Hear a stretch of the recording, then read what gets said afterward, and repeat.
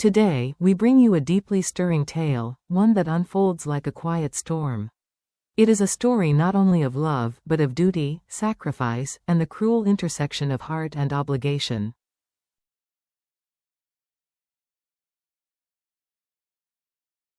James and Diep were two souls bound by a gentle yet powerful love. Their bond was forged not in ease, but in hardship, nurtured through sleepless nights, whispered prayers, and moments that tested their endurance.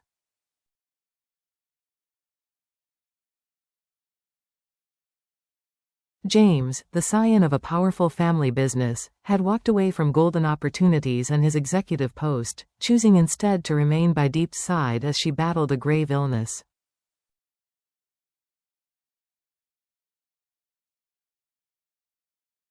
Diep, frail in body but fierce in spirit, carried her suffering with quiet grace.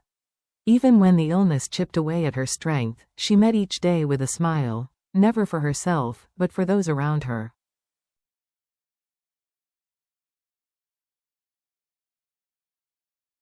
James, overwhelmed by love, spent each morning cooking porridge, helping her take her medicine, and wiping the fever from her brow.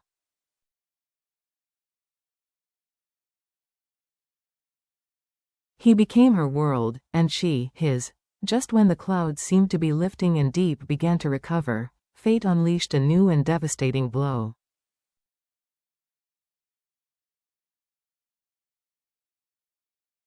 James's phone rang. His mother's voice trembled on the other end, her tone uncharacteristically panicked.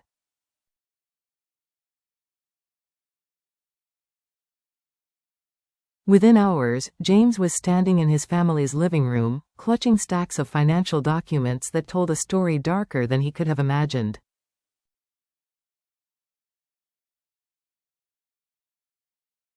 The family company, once a fortress of legacy and pride, was collapsing under the weight of a massive, hidden tax debt.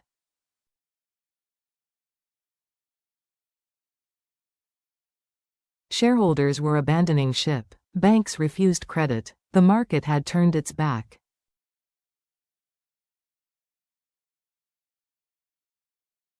And worst of all, the specter of bankruptcy now threatened not just financial ruin, but legal consequences for both his father and himself.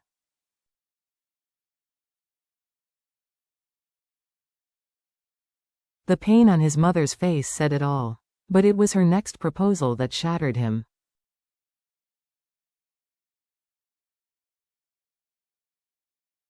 "There's only one way left," she said gently. "Marry Myra." Myra, the daughter of a longtime family ally, was intelligent, beautiful, and connected.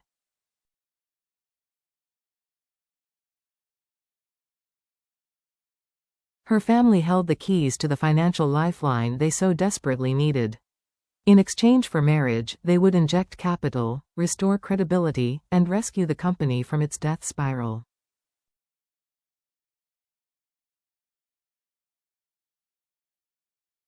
But James froze. This wasn't marriage, it was a transaction. A merger, not of hearts, but of holdings.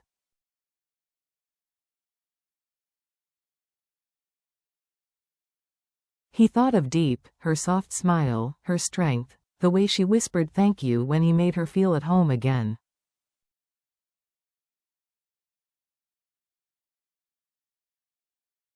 Could he truly walk away from that for the sake of a crumbling empire? Could he trade love for loyalty to a legacy?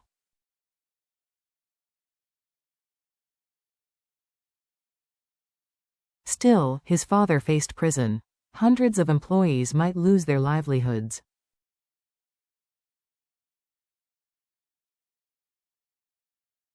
Generations of family sacrifice hung in the balance, and James was the only one who could stop it.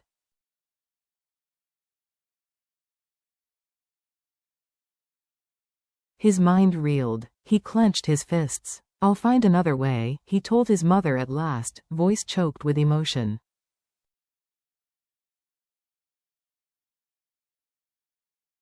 "I can't leave Diep. I love her. I won't hurt her again." His mother nodded slowly.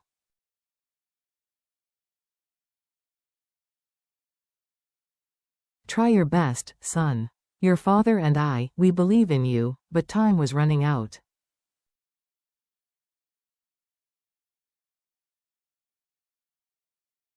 James returned to the company, sifting through endless pages of accounts, each revealing deeper corruption and chaos.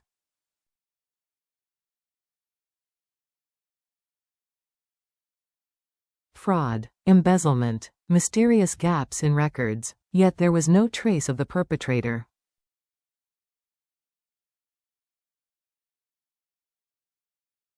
The man responsible had vanished, possibly overseas, possibly under a new identity.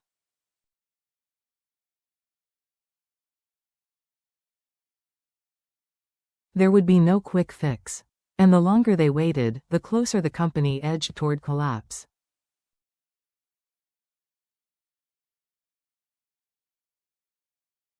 Drained and broken, James found himself driving with no destination, ending up at a quiet lake.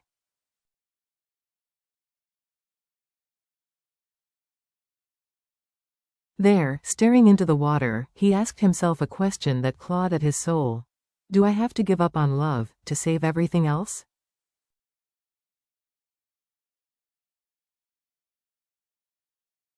He thought of Diep lying in a hospital bed, her resilience, her warmth. And he thought of his father, the man who had built this empire brick by brick, now facing ruin.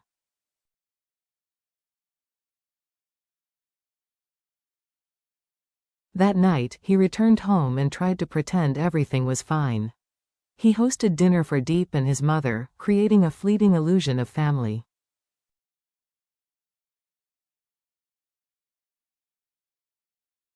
Laughter flowed. Warmth flickered in the kitchen's soft light.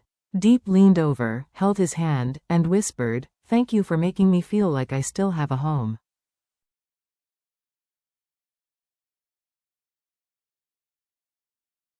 James smiled, but inside, the storm raged louder than ever. Later that night, as Diep slept, James made a quiet call.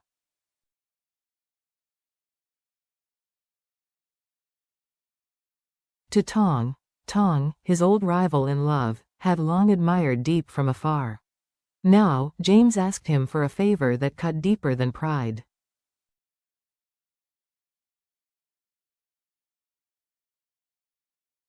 I may not be around as much, James admitted.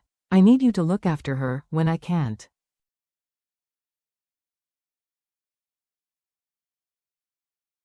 Tong, sensing the weight of James's silence, didn't ask for details. Instead, he nodded solemnly.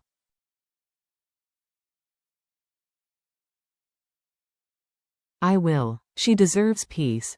After Tong visited Diep's room and saw her sleeping, pale and motionless, his heart swelled with quiet sorrow.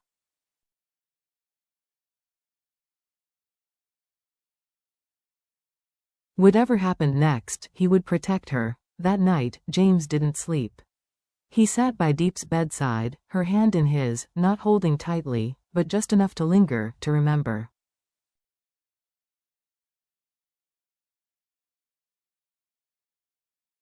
In his heart, he knew one decision would change everything: love or legacy. Devotion or duty.